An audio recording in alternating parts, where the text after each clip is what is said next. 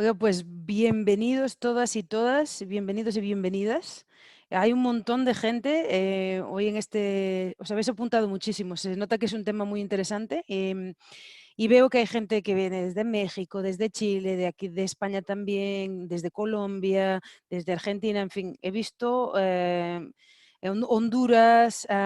Bienvenidos todos, es un gusto teneros hoy aquí. Ya veréis que estamos muy internacionales porque yo estoy en Madrid, después Timothy, que no lo veis en la pantalla, pero ahora os lo presento, está en Washington y tenemos a Ian y a José también en Santiago de Chile, o sea que estamos repartidos y es una maravilla poder hacer este tipo de sesiones online.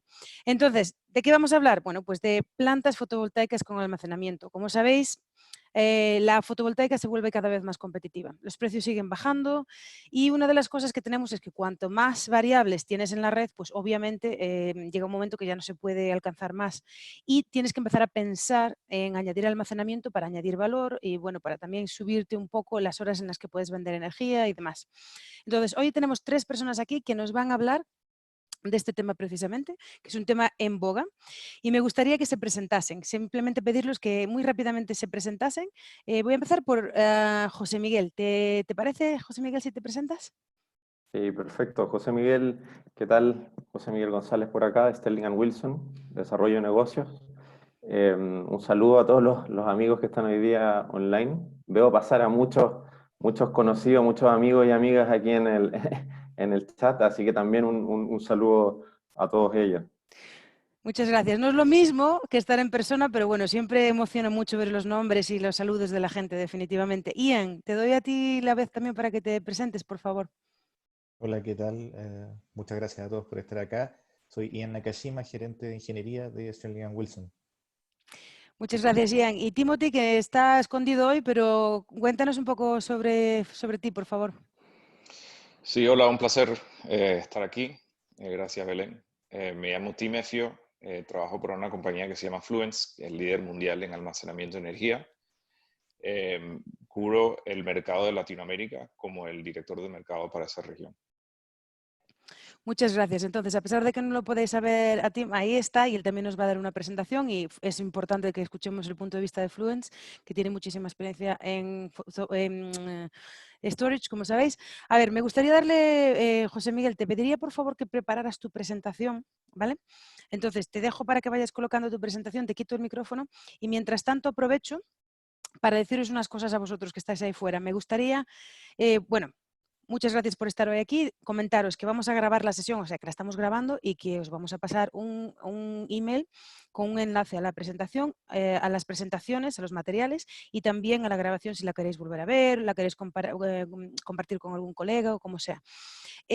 Podéis mandar las preguntas a través de la caja de Q&A que está abajo. Pone preguntas y respuestas, mandadlas a través de ahí porque las tenemos más controladas. Si las mandáis a través del chat las perdemos porque se mueve muy rápido. Y por ahí, pues el chat utilizadlo pues, para decir hola, para cualquier comentario que queráis hacer. Por lo demás, José Miguel, adelante, vemos tu presentación, está perfecta, así que... una cosa más que tenía que decir, sí, perdón, que las preguntas las tomaremos todas al final, ¿vale? Adelante, José Miguel. Perfecto, bueno, empecemos con la parte mía, que es la parte introductoria del tema de almacenamiento, un poco visión de mercado y quizás propuesta de valor, para después pasar a hablar con Ian Nakashima, también del equipo nuestro, de temas más técnicos. Entonces, para comenzar, vamos a ver, vamos a revisar lo que podría ser la fuerza impulsora principal detrás del crecimiento de mercado de almacenamiento. A la izquierda podemos ver la caída en el precio de las baterías de ion litio. Existen muchas otras tecnologías, algunas se vamos a hablar más adelante, pero es probablemente el escalamiento en la producción y en el uso de esta tecnología de ion litio en equipos electrónicos y posteriormente en autos eléctricos, lo que ha logrado esta tendencia a la baja durante los últimos 10 años, muy importante. Yo diría muy parecido a lo que era solar hace 10 años atrás, entonces esto, por lo tanto, es muy auspicioso. Después a la derecha vemos el breakdown de precios de un sistema de almacenamiento de gran escala. En azul, el battery rack, que es básicamente el battery pack que vemos en azul a la izquierda, pero que suma el battery management system y el rack propiamente tal. El balance del sistema, que principalmente sería el contenedor y el HVAC system, el Power Conversion System, el Energy Management System, que es el cerebro del sistema, el transformador, todo esto lo vamos a desarrollar más adelante con Ian, pero el margen del integrador que del sistema BESS también está ahí, el costo de PC, que básicamente es el margen, instalación y comisionado, y la unidad modular BESS, ¿no es cierto? Y finalmente los costos y márgenes del desarrollador.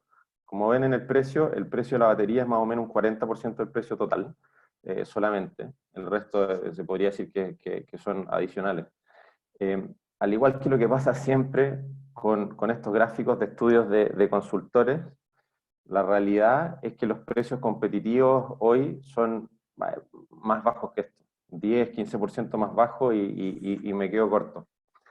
Después tenemos una comparativa aquí a la izquierda con el caso de residencial, los costos en residencial versus gran escala. Vemos que el caso de precio es extensamente a favor de gran escala y probablemente se siga haciendo la tendencia por unos años más, aunque siempre es cuestionable lo que puede pasar en 10 años, muy difícil saberlo. Puede que en 10 años el costo de la instalación residencial quizás sea despreciable, quizás uno compra directo y sin ningún intermediario tienen una solución plug and play que o tienes a toda esta enorme flota de autos que básicamente son baterías con ruedas para prestar servicios de storage a nivel behind the meter, digamos, residencial o a nivel comercial, pero behind the meter. Entonces, realmente no sabemos lo que pueda pasar a 10 años, excepto que el crecimiento del mercado va a ser muy fuerte. Muy fuerte. Aquí esto es Latinoamérica, y a la izquierda vemos la proyección de capacidad instalada para las próximas 2 décadas acá. Los principales países, México, Brasil, Chile y otros países de la región. Y a la derecha vemos la distribución por aplicación. Entonces, en la distribución por aplicación podríamos decir, quizás sin mucho margen de error, que la mayoría de la capacidad instalada por Energy Shifting que aparece ahí, va a corresponder a solar acoplado con almacenamiento, puesto que esa quizás es una de las funciones principales, o la función principal quizás diría yo.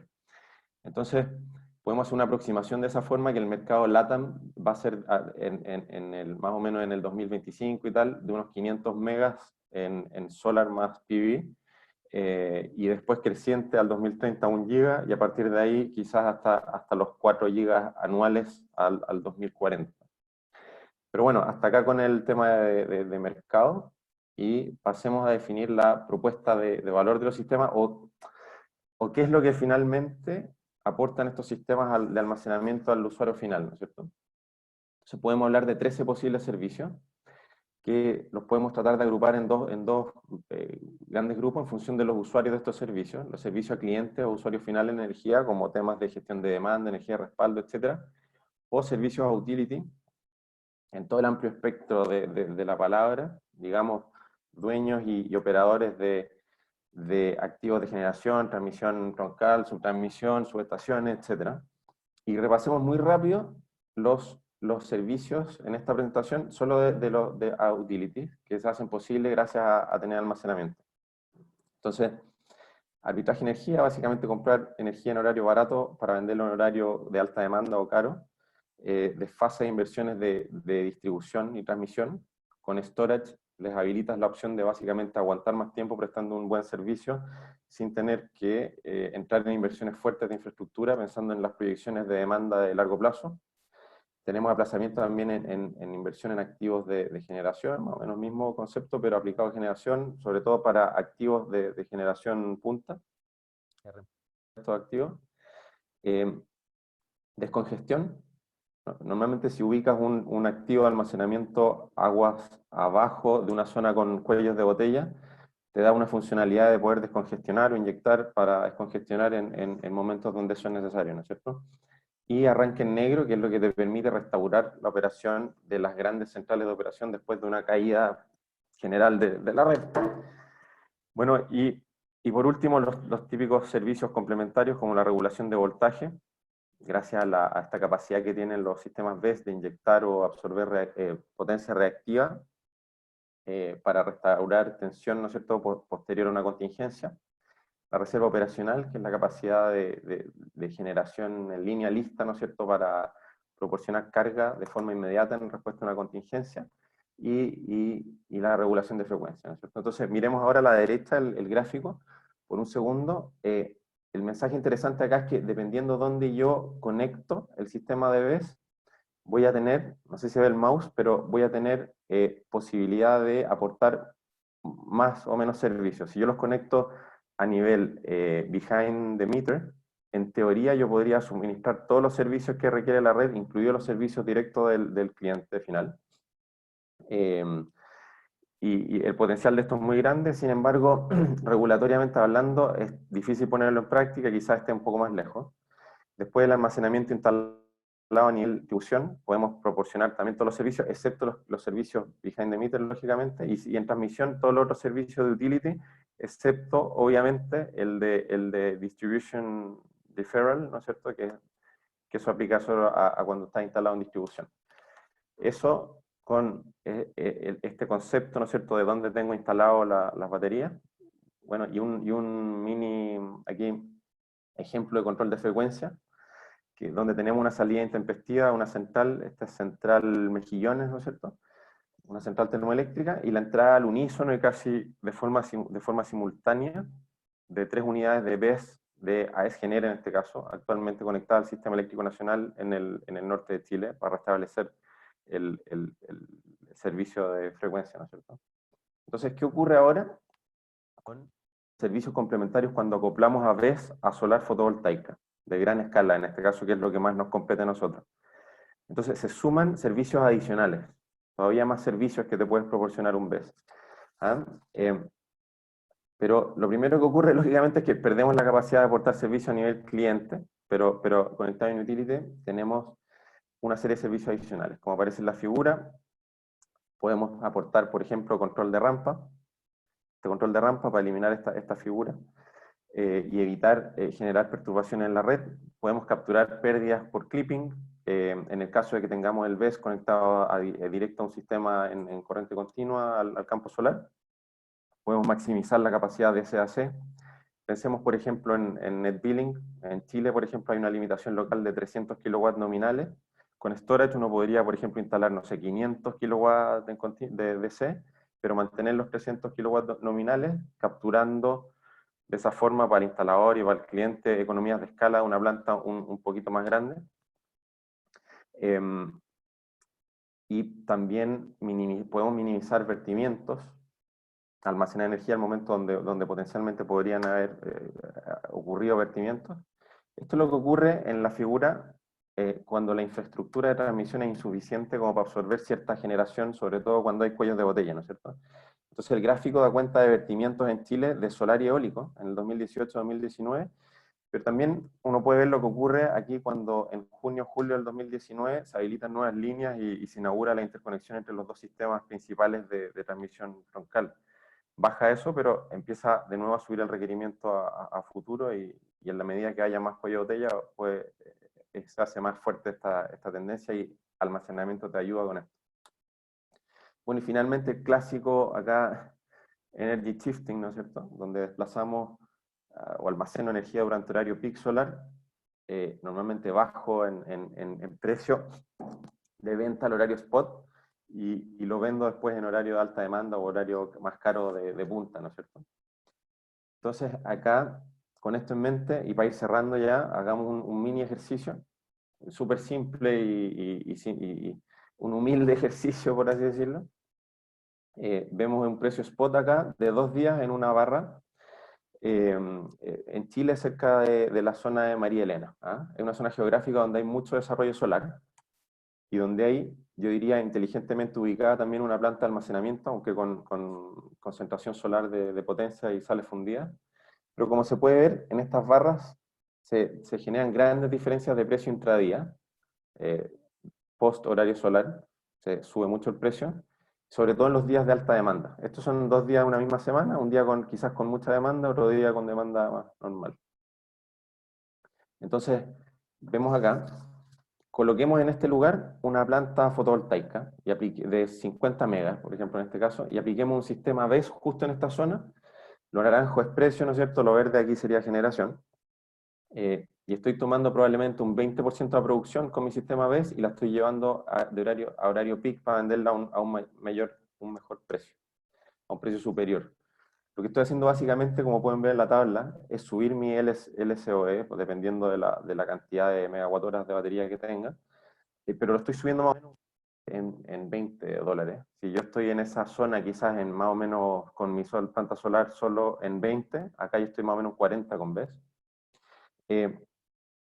Entonces estoy vendiendo en horario bajo a quizás 30, 40 con un spread cero o incluso negativo, pero luego estoy desplazando a horario peak con un spread de 10 a quizás 300% de ganancia ese día, y el análisis de diferencia de precio de venta y compra, ¿no es cierto? O de producción. Entonces, este análisis es el que se tiene que hacer, pero en gran nivel de detalle, y esto le va a indicar al cliente si conviene hacerlo o no. ¿Ah? Pero a priori, uno quizás podría decir, mejor me quedo con mi LSOE de la planta fotovoltaica de 20, ¿no? Pero, sin embargo, el caso de negocio para almacenamiento normalmente no se encuentra en prestar un solo servicio, sino que normalmente se consigue al apilar múltiples servicios. Entonces, este quizás es el mensaje más importante, por lo menos de esta parte de la presentación. Conceptualmente lo que aparece en la figura, Energy Shifting quizás no daba para alcanzar esto, pero si voy apilando más servicios, sí, quizás logro y muy probablemente logro mi caso de negocio aplicando BESS. Entonces eso hay que calcularlo, y como vemos, Energy Shifting no fue suficiente, pero apilando servicios, sí. Y bueno, finalmente esto nos lleva a que lo más importante para la proliferación de sistemas de almacenamiento quizás es la capacidad, tanto la capacidad técnica para poder evaluar correctamente este tipo de proyectos. Hay poca gente o pocas empresas con gente capaz de evaluar esto bien, pero también sumamente importante el desbloqueo de barreras regulatorias que me permitan valorizar todos los posibles servicios y hacer viable mi caso de negocio. Eso. En honor al tiempo, y veo que ya me estoy pasando un poquito de mi parte, y no voy a profundizar más en este tema, y le entrego la palabra a mi compañero Ian Nakashima. Muchas gracias, José Miguel. Ian, tienes que poner una presentación. Déjame que saque tu... José Miguel, ¿puedes dejar de compartir? De hecho, lo puedo hacer yo por ti. Sí. Espera. Me dice que no puedo compartir todavía. Sí, ahora Ahí inténtalo está. ahora. Sí. Ahora sí. Muy ¿Se bien. ve mi presentación? Sí, voy a hacer una petición. Se ve tu presentación perfecta, Ian. José Miguel, te pediría por favor que si pudieras ir viendo las preguntas y aquellas que puedes responder por texto, que las vayas respondiendo, porque he visto que ya hay muchas y como el tiempo va a ir justito al final, si vas respondiendo te lo agradezco. Muchas gracias. Ian, adelante. Listo. Vale, muchas gracias. Ahí está. Bueno, los contenidos que ya trató José Miguel son el 1 y el 2 aquí, el mercado de almacenamiento y propuesta de valor. Lo que yo voy a intentar abordar en esta presentación, dadas las limitaciones de tiempo, son conceptos básicos de estos sistemas PVS, algo sobre las tecnologías disponibles y algunos parámetros de diseño. Esto no va a ser algo extremadamente intensivo, es solamente un barniz, pero son cosas importantes que voy a tratar de responder las dudas típicas con las que me he topado en estos últimos años trabajando en este mercado. A ver, primero, cosas básicas, la motivación natural que hay para fomentar los sistemas de almacenamiento es que la capacidad de las líneas de interconexión suele ser bastante menor que la potencia máxima de la planta. Esto no es coincidencia, se debe a que normalmente se diseña la planta para maximizar su output. O sea, yo voy a tratar de vender la mayor cantidad del tiempo posible la capacidad que se me da. Ahora, ¿qué hago con esto? Con esta energía. No sé si se ve en mi mouse, pero esa energía restante esa es la motivación más natural. Te confirmo que se ve tu mouse, ¿eh? Perfecto, gracias.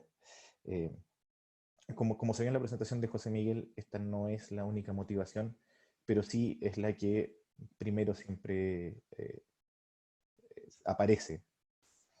Ahora, componentes de un sistema fotovoltaico básicos, bueno, paneles, inversores y consumo, que el consumo se suele dejar de lado, pero con los sistemas PVS, vamos a ver más adelante, es una de las cosas que no se puede obviar como si se hace actualmente. Otra cosa por la que incluí esta slide es porque también hay muchas cosas que son opcionales, muchos componentes que son opcionales normalmente en un sistema fotovoltaico, dependiendo del alcance, pero porque la complejidad de los sistemas fotovoltaicos siempre va a depender del requerimiento. No es lo mismo un sistema behind the meter, como decía José Miguel, que un sistema integrado completamente a una red. Esto no solo va a, serían los componentes, por ejemplo, aquí del lado derecho de esta división. Esta complejidad adicional también va a abrir la puerta a un mercado que es absolutamente distinto al mercado domiciliario. Los componentes básicos de un sistema de baterías, aquí lo estoy incluyendo solamente para que hablemos sobre los mismos conceptos. Primero están las baterías, que son el sistema de almacenamiento de energía. Después está el BMS, o Battery Management System, que es el sistema que gestiona todo lo que es carga y descarga de las baterías. Y después viene el PCS, o Power Conversion System, el equivalente en los sistemas fotovoltaicos a los inversores. Aquí hay que hacer una pausa y destacar que los PCS de los sistemas de baterías son absolutamente distintos. No son ni conceptual ni técnicamente iguales a los del sistema fotovoltaico, porque deben permitir la bidireccionalidad. O sea, deben permitir el flujo de energía, de potencia, tanto hacia la red, hacia el lado de AC, como hacia el lado DC. Y otro concepto que es bastante básico, pero que también es algo que es muy importante entender para cuando uno se enfrenta a estos sistemas, son los distintos sistemas de acoplamiento. Acoplamiento AC versus acoplamiento DC. El acoplamiento DC, lo que hace, como dice el nombre, es conectar el sistema de baterías, que aquí está como conversor DC-DC y baterías, al inversor y a una fuente de energía, una fuente de potencia que es en corriente continua, siendo el inversor la única interfaz con la red. El acoplamiento AC, por otro lado, tiene un sistema independiente, el equivalente a un inversor para baterías, el Power Conversion System, que está dedicado para el flujo bidireccional de potencia a las baterías, cargar y descargar, y un sistema fotovoltaico que funciona en paralelo, inyectando potencia a la red. Cada uno de estos sistemas tiene sus ventajas y desventajas. Así, a vuelo de pájaro, la aplicación más obvia para un acoplamiento AC es el retrofit de plantas fotovoltaicas ya instaladas. Pero el resto de las aplicaciones no es tan simple. Esta decisión de tener acoplamiento DC o AC va a pasar por muchas variables y específicamente lo más importante va a ser el requerimiento que justifica la aplicación. Esta slide es bien densa, por eso traté de incorporar la mayor cantidad de información posible para que todo el mundo tenga esta información en la slide. Los rectángulos de gris oscuro son tecnologías un poco más maduras que están siendo implementadas activamente, mientras que las de gris claro, si bien están técnicamente desarrolladas, no tienen todavía un nivel de implementación o no están siendo implementadas tan activamente como las de gris oscuro. Los sistemas de almacenamiento actualmente se dividen en estas 5 categorías: sistemas mecánicos, donde están la tecnología hidráulica de embalse y de bombeo, los de aire comprimido, volantes de inercia, los sistemas térmicos, que incluyen chillers fríos y calientes y sales fundidas, sistemas de almacenamiento electroquímicos, que incluyen baterías avanzadas de plomo ácido, de sodio azufre, litio-ion, que es la más prevalente en este momento, y las baterías de flujo. Desde el punto de vista de almacenamiento eléctrico puramente tal, supercondensadores y almacenamientos de energía magnética superconductivos, que también están en una etapa muy preliminar. Y sistemas de almacenamiento químicos, que son en estos momentos los más utilizados, son gases combustibles e hidrógeno. De estas tecnologías, las baterías de litio-ion y las de sodio azufre y plomo ácido avanzada son las más utilizadas, estas de acá. Las baterías de flujo, que también son baterías electroquímicas, y las de aire comprimido, pese a que son escasas, están con un nivel de factibilidad técnica y comercial bastante altas.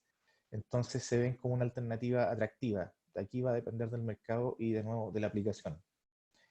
El almacenamiento hidráulico y tanto embalse como de bombeo, y es la tecnología hoy en día más implementada, pero presenta problemas desde el punto de su factibilidad técnica por condiciones geográficas, y últimamente también debido a la escasez de lluvia o de agua. Otra cosa importante de destacar es que se proyecta que la tecnología de baterías de litio-ion se utilice de aquí al 2024 en el 50% de las plantas de energía renovable con almacenamiento. O sea, claramente se ve que el litio-ion es la tecnología que lleva a la delantera en este momento. ¿Por qué?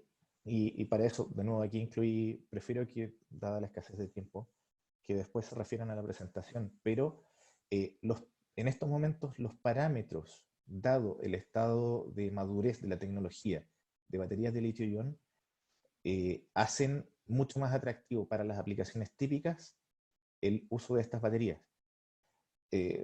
Bueno, es el huevo o la gallina. También, debido a que las baterías de litio-ion son las más usadas, son las que han visto una baja en su costo más dramático. Pero si lo vemos acá, si vemos los números gruesos, las baterías de litio con un 80-95% de eficiencia y tiempos de descarga que permiten un rango bastante amplio, permiten su uso en la mayoría de las aplicaciones que son, digamos, tradicionales. Para la mayoría de las aplicaciones bajo 4 horas es lo más adecuado desde el punto de vista tanto de almacenamiento como de la capacidad de entrega de potencia. Para aplicaciones de más de 4 horas, las baterías de sodio o el aire comprimido o las baterías de flujo son tecnologías que por ahora se ven como algo más adecuadas, pero todo esto es dinámico y va a depender de cómo se sigan desarrollando. Ahora quiero pasar un poco a los parámetros de diseño, solamente para... O sea, no voy a poder abordar todo, esto va a ser solamente un barniz, pero voy a tratar de nuevo de abordar las consultas y las dudas que son siempre las primeras a la hora de afrontar este tipo de proyectos. Y por eso quiero destacar, y lo puse ahí con mayúscula, que el primer paso es definir el requerimiento. No siempre es tan claro. Lo que uno querría normalmente es tener una curva plana de generación, o sea, tener una curva 24/7 con un sistema solar. Pero eso no es tan sencillo, ni desde el punto de vista económico, ni desde el punto de vista técnico. Entonces hay que definir tanto lo que uno quiere, como lo que se puede, y por último, lo que hace sentido. Y balancear esas tres variables. Después, y es una cosa que recomiendo mucho, tener claridad con respecto a la curva de generación, aquí enfocándonos en sistemas PVS, fotovoltaicos más baterías. Esa claridad con respecto de la curva de generación va a permitir un mejor diseño, no solamente desde el punto de vista del primer año que uno va a tener esta planta, sino que una buena proyección a lo largo de la vida útil de la planta completa. Otro punto muy importante y que ya mencionó José Miguel, ¿cómo se va a pagar el almacenamiento? Es algo que va a justificar o no la implementación de uno de estos proyectos. Y esa claridad en este momento es difícil de tener. No se dan, dadas las condiciones normativas en la mayoría de los países, un ambiente que permita un fácil desarrollo de estos proyectos desde el punto de vista del financiamiento. En estos momentos las barreras son más, digamos, financieras o administrativas o si quieren normativas que técnicas. Ahí las herramientas técnicas para el desarrollo de estos proyectos están muy avanzadas, pero todo lo que es normativo y de financiamiento se ha quedado un poco atrás. Y otras dos cosas que son muy importantes: disponibilidad técnica, específicamente de las baterías, PCS, o sea, sistemas de conversión de potencia, y BMS, y sistemas de gestión de carga, porque dadas las condiciones del mercado, si es que hay un proyecto grande en el mundo, puede condicionar la entrega de esa tecnología para los otros proyectos.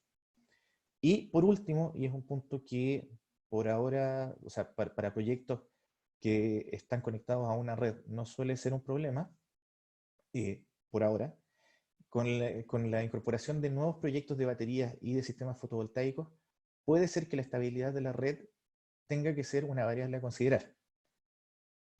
Solamente para explicarme un poco más fácilmente, imagínense un sistema aislado de la red que tiene baterías y sistema fotovoltaico. El sistema fotovoltaico solamente inyecta potencia a una señal a una red ya, digamos, establecida. Hay un límite en el balance entre este sistema fotovoltaico y este sistema que genera la red, que normalmente va a estar dado por baterías en este sistema aislado, que si se sobrepasa va a botar la red simplemente. O sea, el sistema no se va a poder sostener con una incorporación o una inercia, o como quieran verlo, con la incorporación de potencia fotovoltaica por sobre cierto nivel. Como decía antes, ahora eso no es un problema cuando uno se conecta a la red, pero habría que analizar a futuro qué es lo que va a pasar con estos proyectos. Otro punto muy importante y que recomiendo antes de abordar nuestros proyectos es tener visibilidad lo más clara posible respecto a la demanda. Esto va a condicionar los requerimientos de potencia y también la cantidad de almacenamiento en horas. En las primeras fases de evaluación de uno de estos proyectos no es normalmente considerado esto, pero a la hora de tener que tener una resolución que va incluso a veces a nivel de minutos de cómo se va a tener que desempeñar esto, esta es una de las variables más importantes y que se suele dejar de lado. Ahora, cuando uno ya tiene definida la demanda y tiene claridad respecto a lo que uno quiere hacer, uno puede, o lo que se debe hacer después es definir la tecnología. Hoy en día hay muchas variables que uno tiene que considerar en lo que respecta a la planta fotovoltaica, no es como antes. Ahora en una planta fotovoltaica uno va a tener que definir si va a ser con tecnología central o de strings, si es que va a tener trackers o no, va a ser east-west, fixed tilt, si se va a hacer una inyección o distribución en baja tensión o media tensión, va a tener su estación este proyecto, cómo se va a dónde se van a conectar las baterías y dónde se va a conectar el sistema fotovoltaico. Después de eso también, lo que ya había mencionado antes, acoplamientos DC o AC, y por último, el tipo de baterías. Si bien probablemente la respuesta sea litio, no todas las baterías de litio son iguales, tienen características distintas desde el punto de vista de su capacidad de entregar potencia o de almacenar energía. Entonces, todas esas variables hay que evaluarlas y van a cambiar proyecto a proyecto. Por eso es muy importante que una empresa que tenga la experiencia se vea involucrada desde la definición de la tecnología. Para el dimensionamiento y el almacenamiento, insisto, y esto voy a ser majadero, va a depender de la aplicación, muchísimo. Hoy en día, a ver, tiene que haber una buena definición del balance entre potencia y la capacidad de almacenamiento. Ahí pongo en horas para ser extremadamente claro. El driver principal para la mayor cantidad de proyectos de baterías en este momento no pasa por almacenamiento de energía, sino que pasa por sistemas que dan soporte a la red, servicios auxiliares. Y en la mayoría de estos casos, el almacenamiento que está por debajo de una hora es suficiente y es lo que ha ido desarrollando esta tecnología. Estas plantas que estoy mencionando normalmente no van asociadas a una planta fotovoltaica, pero es lo que ha impulsado la tecnología de las baterías y lo que va a ayudar a que la implementación del PVS sea más rápida. Otras dos cosas que son importantes que se debe considerar, de nuevo, tecnología. Como dije antes, las baterías de litio-ion no son iguales todas y hay que elegir la que corresponda a la aplicación que uno va a implementar. Y también tener en consideración la disponibilidad de estos elementos. O sea, en estos momentos la producción probablemente esté calzando con la demanda, pero con la proliferación de estas plantas no va a ser así si es que la producción no se adapta con la velocidad suficiente.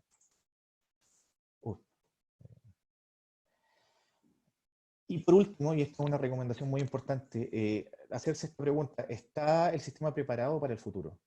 Hay que considerar siempre la agregación de la planta fotovoltaica. Eso está ya incorporado normalmente en estos diseños, es práctica común. Pero ¿qué pasa con la agregación de las baterías?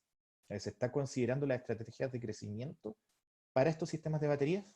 O sea, existen bastantes que por no tener tiempo ahora no voy a poder tocar, pero muchas veces tiene sentido el considerar la incorporación de nuevas baterías o nuevas baterías más PCS, o dejar el espacio listo para la incorporación futura de nuevas baterías en este tipo de plantas. Y por último, siempre se tiene que tener en cuenta el control, que es algo que incluso con los proyectos de fotovoltaica uno lo deja un poco para el final, y es un craso error. El control aquí es fundamental porque la forma de gestionar el flujo de potencia es mucho más complejo que en un sistema fotovoltaico. Y por último, las garantías de las baterías. Hace un par de años fue el último proyecto que tuve que evaluar, y en esa época los fabricantes de baterías daban solamente garantías independiente de la cantidad de ciclos por un periodo de tiempo. Este mercado ha cambiado muchísimo en estos últimos, yo diría, año y medio o 2 años. Y las garantías típicas que se están en este momento son las que se ven acá, desde el punto para baterías de litio-ion. Desde el punto de vista de los números de ciclos, entre 6.000 y 7.500 ciclos, con un 90% de profundidad de descarga. Capacidad de retención considerando un ciclo diario, entre 75 y 80% tras 10 años y 60 y 65% tras 20 años. Esto hace un año era impensable. Disponibilidad de la batería, en estos momentos las garantías las típicas van entre 96 y 98%, de los PCS entre 97 y 99%, o sea que suelen ser mayores. La disponibilidad del sistema BESS completo, considerando baterías, PCS y bueno, BMS y todo, están hoy en día en torno al 95 y 97% para las garantías. Eficiencia DC-DC de carga y descarga entre 94 y 96%. AC-AC entre 80 y 85%, y este es un valor que se tiene que tener en consideración para la evaluación. Y la vida útil de las baterías por diseño en este momento va entre los 15 y los 20 años, considerando una temperatura de operación de 25 grados Celsius. Hace 2 años eran 5 años, entre 5 y 10 años. Entonces, esto refleja cómo, desde el punto de vista técnico, ha cambiado muchísimo el escenario.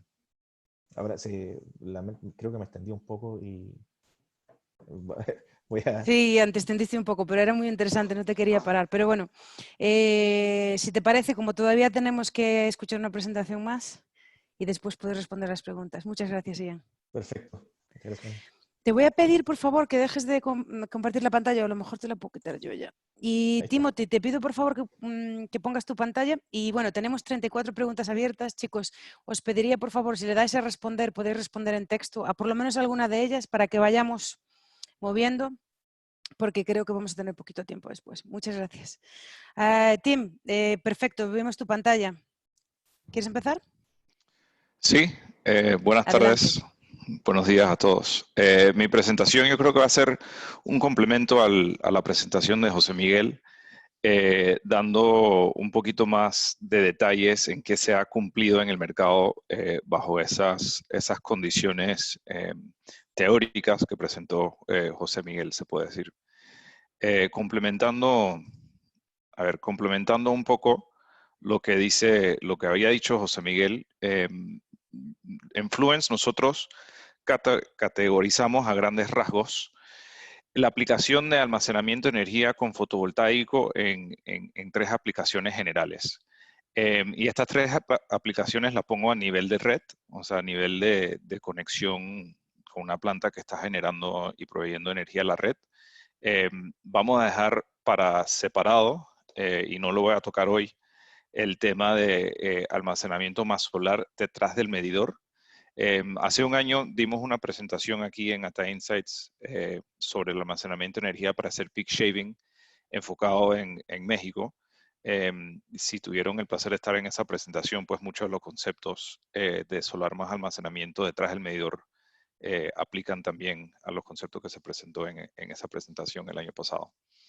Pero a grandes rasgos son tres aplicaciones generales. Una es el cumplimiento con códigos de red y la estabilidad de la planta. La segunda es incrementar la energía solar que se puede entregar adentro de una interconexión, asumiendo que esa interconexión no se puede incrementar. Y el último es el acceso a ingresos adicionales a la venta de energía. Tradicionalmente, todos los proyectos fotovoltaicos venden energía, pero no venden otros servicios. Y la batería permite vender otros servicios, por ejemplo, en lo que hacen las plantas de generación térmica, que pueden vender capacidad, venden regulación de frecuencia, venden reserva rodante. La batería puede incorporarse a un fotovoltaico para vender esos servicios. Entrando un poquito más en detalle en cada uno, en el cumplimiento de código de red, básicamente lo que estamos haciendo es un control de rampa y regulación de frecuencia en redes que tienen ese requerimiento. Típicamente, ¿en qué mercados vemos esos requerimientos? En redes aislados, específicamente en Latinoamérica. Hay muchos proyectos que se han hecho en Puerto Rico, hay proyectos que se han hecho en la península de Baja California Sur en México, y hay proyectos que se han hecho en El Salvador, de solar más almacenamiento, que son específicamente para cumplir con códigos de red. En la segunda aplicación de incrementar la energía solar adentro de la interconexión, la forma que nosotros lo vemos es incrementar la capacidad DC de la planta sin incrementar la potencia de la interconexión.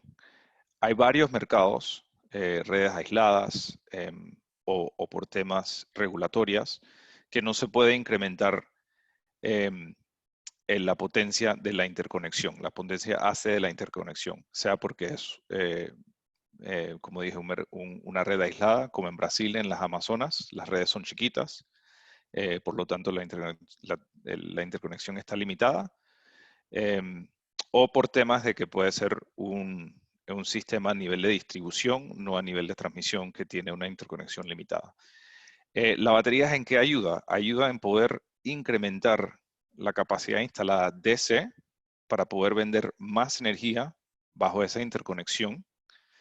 Y cuando esa potencia DC sobrepasa la interconexión, básicamente se usa para cargar la batería, y cuando la planta fotovoltaica deja de generar, se usa la batería para complementar el despacho de energía bajo esa conexión.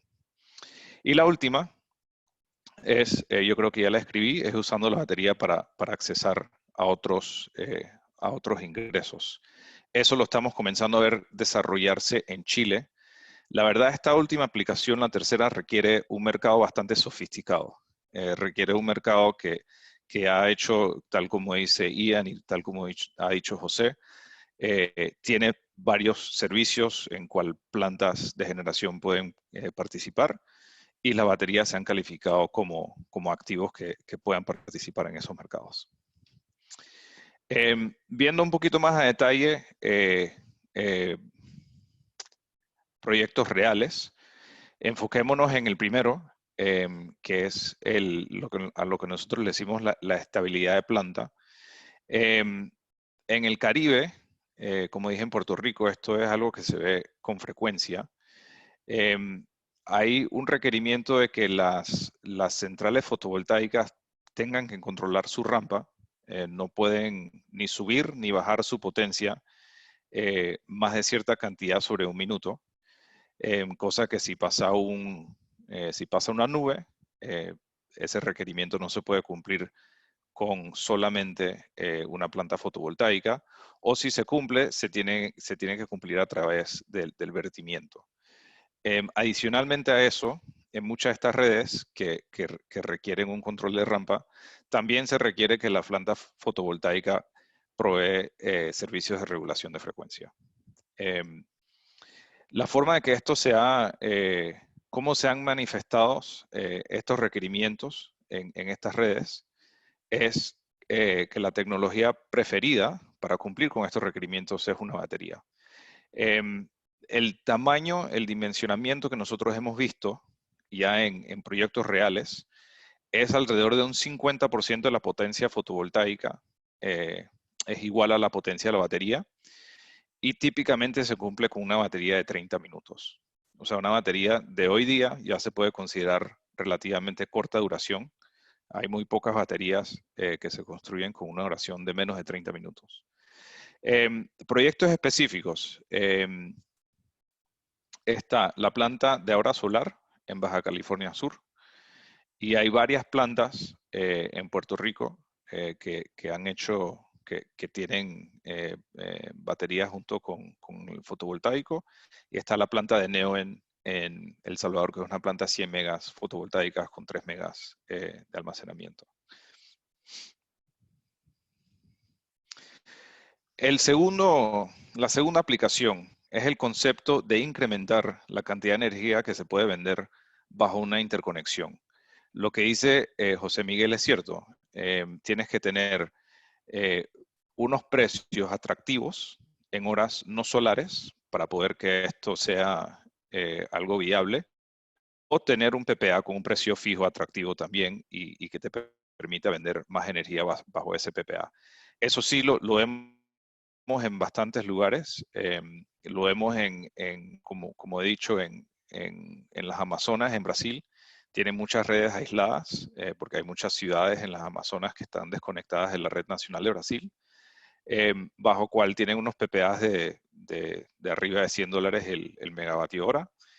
Y este concepto aplica bastante ahí.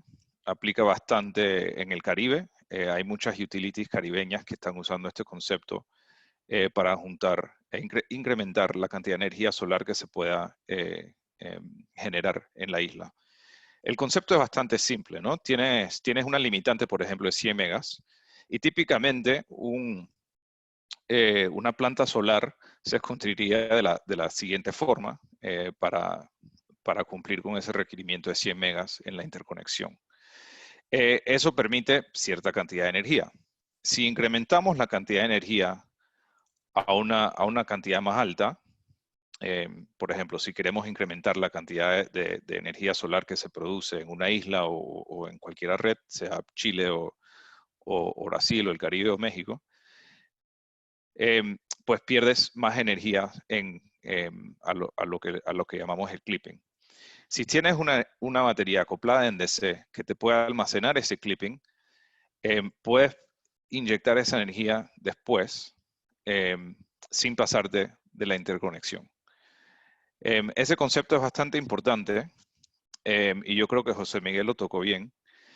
Si te incrementa el LCOE de la planta, entonces hay un concepto importante de que te incrementa el LCOE, pero también te incrementa la venta de energía hacia la red. Entonces hay una decisión financiera que un desarrollador se puede tomar. Quiero despachar más energía, vender más energía a tal vez un retorno un poco menor, o quiero vender menos energía, tener menos ingresos, pero capaz con un retorno un poquito mejor. Y esas son decisiones financieras que se hacen al nivel desarrollador, que ahí se lo dejo a ustedes a hacer esas decisiones. Un ejemplo de esto en acción es lo que se ha hecho en Kauai, en Hawái, en la isla de Kauai, para la utility KIUC. Ellos tienen en esa isla, muy parecida a muchas islas y muchas redes aisladas en Latinoamérica, una base de generación a punto de diésel o a punto de heavy fuel oil. Entonces ellos dan un PPA relativo a esos costos de generación a $110 el megavatio hora. ¿Qué permite eso? Eso permite, y también a la vez necesitan que esa energía esté disponible afuera de las horas solares.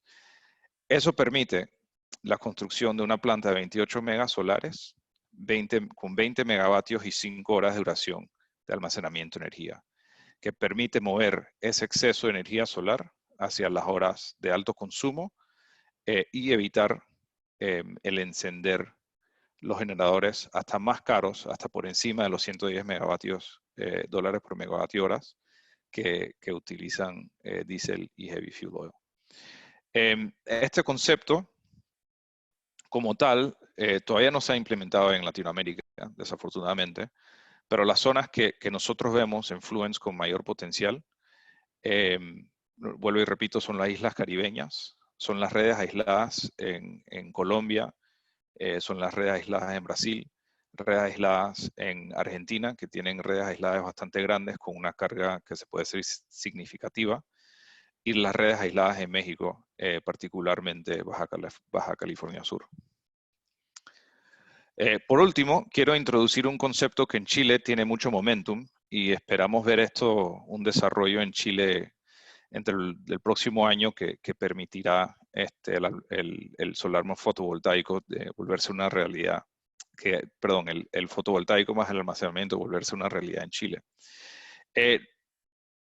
AES Gener ha tomado un primer paso interesante en desarrollar el concepto de generación renovable más almacenamiento y has construido al lado de su planta de hidro de pasada, Alfalfal,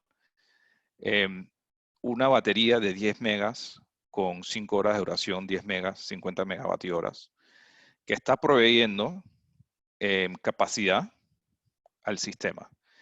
El concepto es básicamente una planta de pasada se ha convertido a una planta con embalse virtual. Ese embalse virtual sería la batería y califica para proveer un servicio que en Chile se reconoce.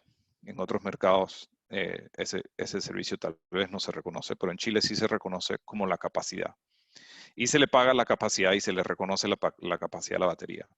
Este concepto esperamos que se extienda a las energías renovables como el solar y el viento y el eólico. Eso permitiría que esas fuentes renovables intermitentes tengan la habilidad de despachar y que se les reconozcan una capacidad más alta de la que se les reconozca hoy en día al tener la batería al lado. Entonces la batería lo que está haciendo es permitiendo que esa planta, en este caso una planta de hidro de pasada, tenga un ingreso adicional, tenga acceso a unos ingresos adicionales que tal vez no tendría. Otra cosa que se está elaborando en Chile en este momento es la participación de las baterías en los servicios complementarios. En otros mercados se puede hablar como servicios conexos, servicios anciliares, que son la regulación de frecuencia, por ejemplo. Eso yo creo que está por definirse, se está trabajando. Hoy día no está, pero creo que dentro de muy poco lo veremos. Me arriesgo a decir que en el 2020 veremos que las baterías pueden participar en esos servicios y sería otro ingreso que la batería permitiría que una planta fotovoltaica obtenga. Un buen ejemplo de eso es una planta que se construyó en el 2011, creo, hace varios años, en los Estados Unidos, que está junto con una planta eólica. Esa batería está en el mercado de PJM en los Estados Unidos y está proveyendo regulación de frecuencia, permitiendo incrementar los ingresos hacia la planta eólica al proveer ese servicio. Finalmente quiero complementar un poco lo que dijo Ian, pero capaz viéndolo del otro lado de la moneda, cuando uno se decide hacer un acoplamiento en AC versus un acoplamiento en DC. El acoplamiento en DC es muy fácil de pensar, es cuando quieres capturar el clipping, tienes que hacer el acoplamiento en DC.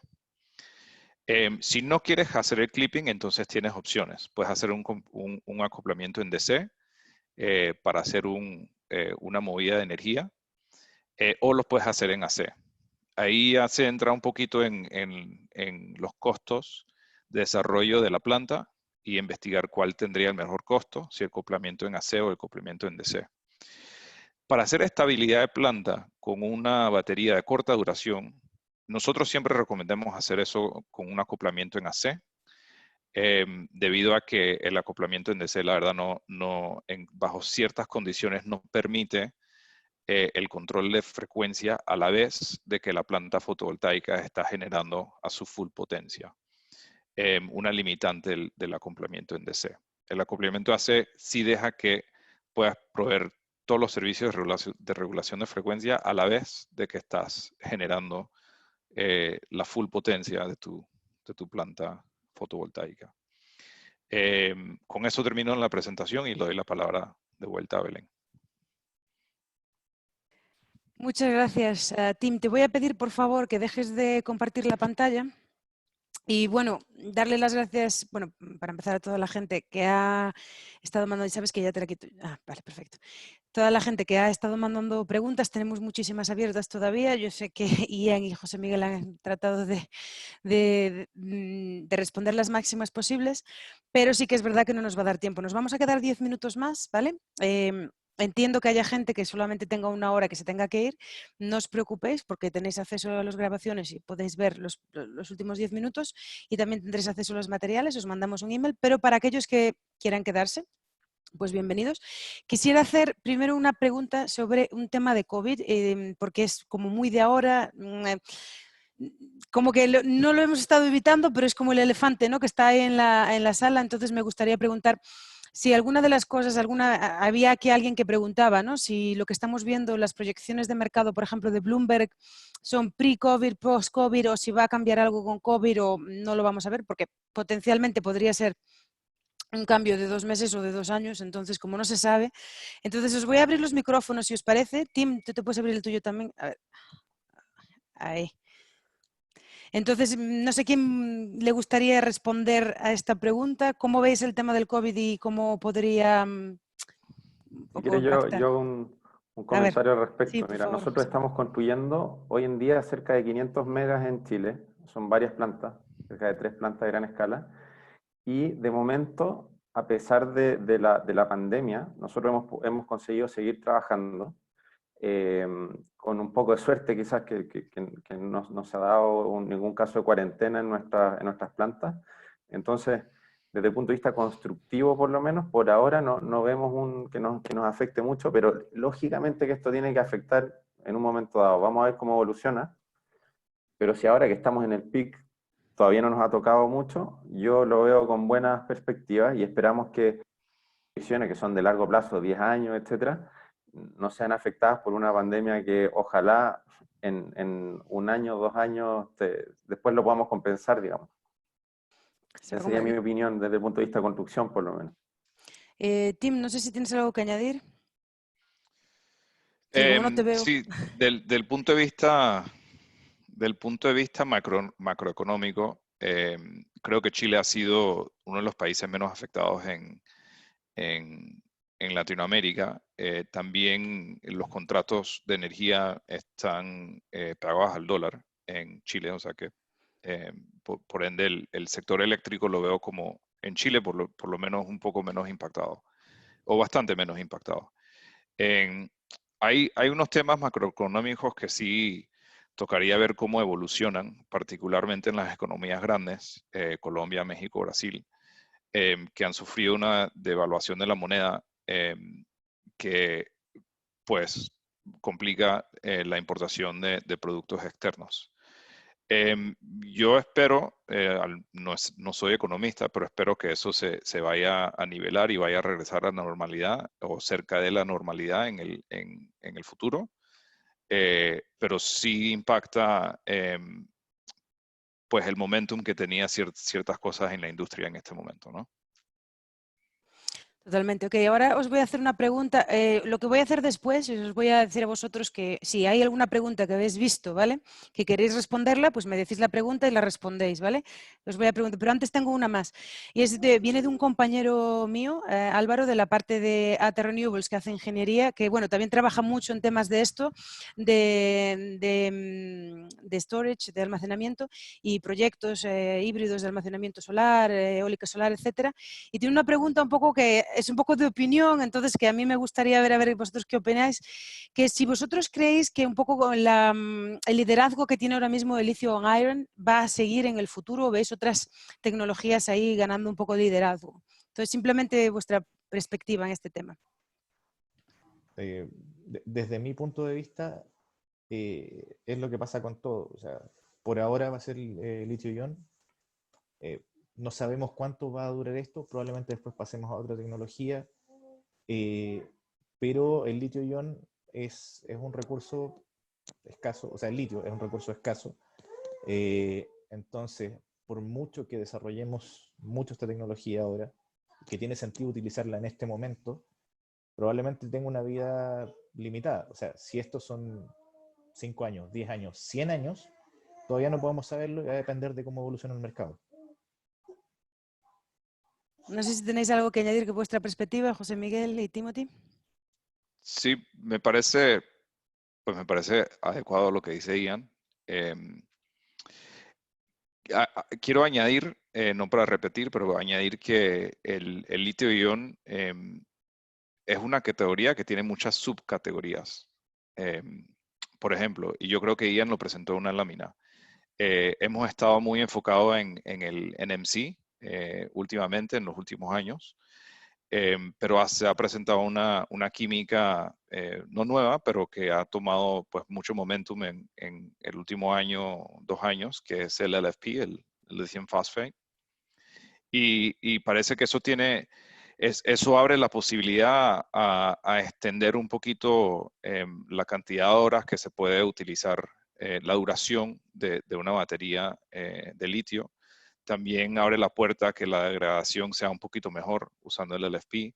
Entonces, solo quiero hacer el punto que, aunque nos mantengamos enfocados en litio por ahora, es una categoría bastante amplia que tiene muchas subcategorías. Y otro punto para añadir a lo que dice Ian es que aunque esto se vaya mejorando a través de los años y la tecnología, el litio-ion sí tiene un límite hasta cuánta duración puede tener como batería. Antes se pensaba que era 2 horas, después se pensaba que era 4, y estamos redondeando los 6 horas, 8 horas de duración, pero ciertamente no son 24. Y creo que en el futuro vamos al tener más energías renovables y tener menos energías fósiles, vamos a necesitar una tecnología que sí cubre 24 horas o una semana o un mes o algo así parecido. ¿Cuándo va a ser? Igual que Ian, no sé si son 5, 10 o 100 años, pero esa necesidad se va a tener que cumplir. Muchas gracias, Tim. Le das esperanza a mucha gente de hidrógeno, de termosolar, que andan por ahí. No sé si quieres añadir algo, José Miguel, o prefieres pasar. Sí, mira, como lo veo yo, el litio también tiene la gracia de que tiene mucha densidad, ¿no es cierto? Y se ocupa y se va a seguir ocupando probablemente por muchos años en los autos. Entonces, esta batería de los autos puede que en utility scale entre en otro tipo de baterías, ¿no es cierto?, de flujo, etcétera, pero como los autos van a tener un desarrollo tan masivo con este tipo de baterías, lo que vamos a tener en un tiempo más va a ser una flota de baterías con ruedas circulando de forma masiva, y es muy probable que esas baterías sean las que realmente te proporcionen la mayor cantidad de servicios a nivel de red. Está por verse, pero eso quizás sería mi percepción. A favor del litio, si se quiere. A favor del que se queda, básicamente. Ok, chicos, ¿vosotros habéis visto alguna pregunta en específico que queréis responder? Porque nos quedan nada más que unos minutos. Sí, adelante, Sí, José Miguel. mira, Sí. Belén, yo vi varias preguntas sobre unos proyectos de PMGDs, que son unos proyectos de 3 a 9 megas en Chile que se conectan a media tensión. Entonces, también en otros países hay proyectos Sí, que se conectan adelante. a media tensión. Entonces, para responder un poco, ahí está Daniel, Aner, etcétera, con estas preguntas. Y la aplicación de BESS para estos proyectos y el LCOE es muy difícil de calcular caso a caso.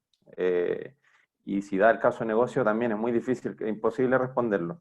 Pero sí que el mensaje importante es que hay mucho que hacer en ese nivel porque estás conectado a distribución, entonces además tienes el servicio de que puedes ayudarle a las distribuidoras a retrasar sus inversiones en infraestructura, Entonces, la comunicación directa con la distribuidora puede verse muy beneficiada, puede ser muy win-win, en que usted implemente en vez sumado a la planta solar, y el trabajo que le da la distribuidora para eliminar descongestiones, o sea, eliminar cuellos de botella, para descongestionar, para retrasar inversiones. Ahí yo creo que hay un mercado súper interesante, porque también PMGD, por lo menos en Chile, tiene una cantidad descomunal de proyectos en desarrollo y que se van a ejecutar.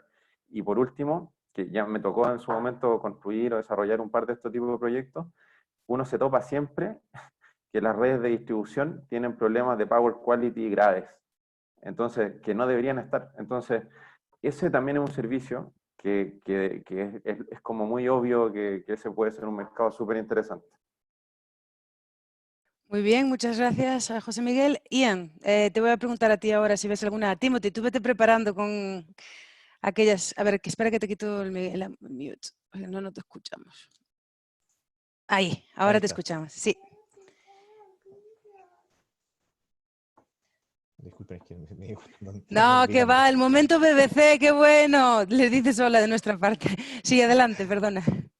Y dime que no puedo escuchar. Ah, no, no te preocupes entonces, Timothy. ¿Se parece tú si respondes a tus preguntas, a las que hayas visto, y después le damos la ocasión a Ian para que se pase unos segundos mirando las preguntas? Ah, Dime. Sí. No. Adelante, Ian. Bueno, que en general la mayoría de las preguntas que yo he ido contestando ahora tienen que ver con la inquietud de cuándo aplicar sistemas de acoplamiento DC o acoplamiento AC.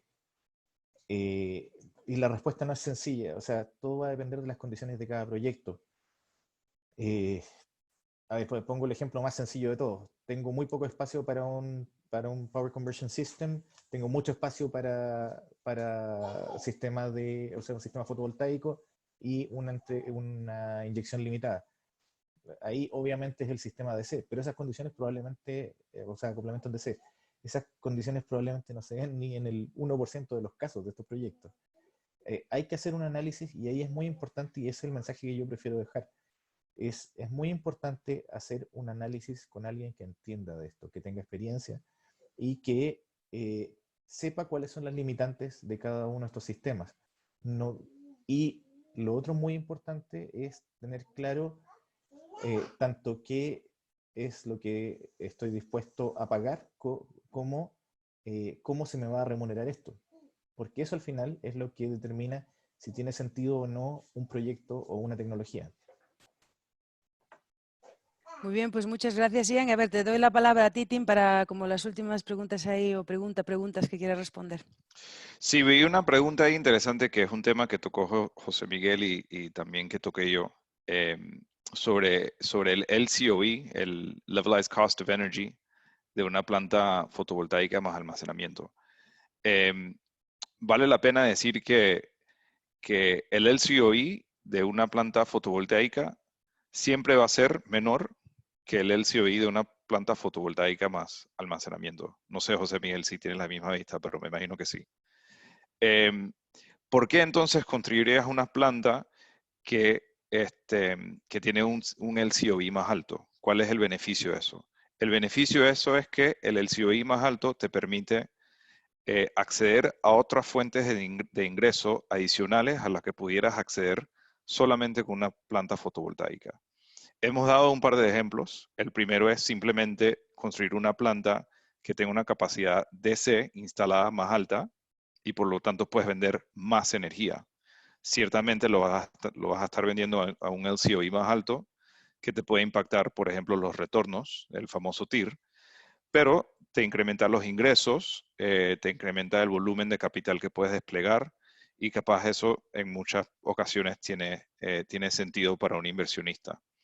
También puedes acceder a mercados de capacidad, como las cuales se están desarrollando en Chile, y mercados de servicios conexos que se están desarrollando en Chile, en México, en otros lugares. Entonces, esa sería la razón por la cual uno construiría una planta fotovoltaica más almacenamiento a un LCOE más alto que una planta fotovoltaica standalone.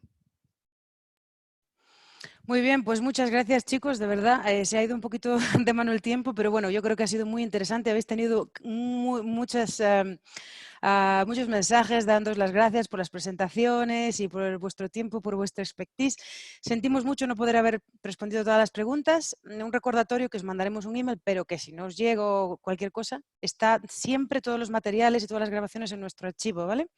Entonces podéis ir en cualquier momento y podéis verlas, están disponibles.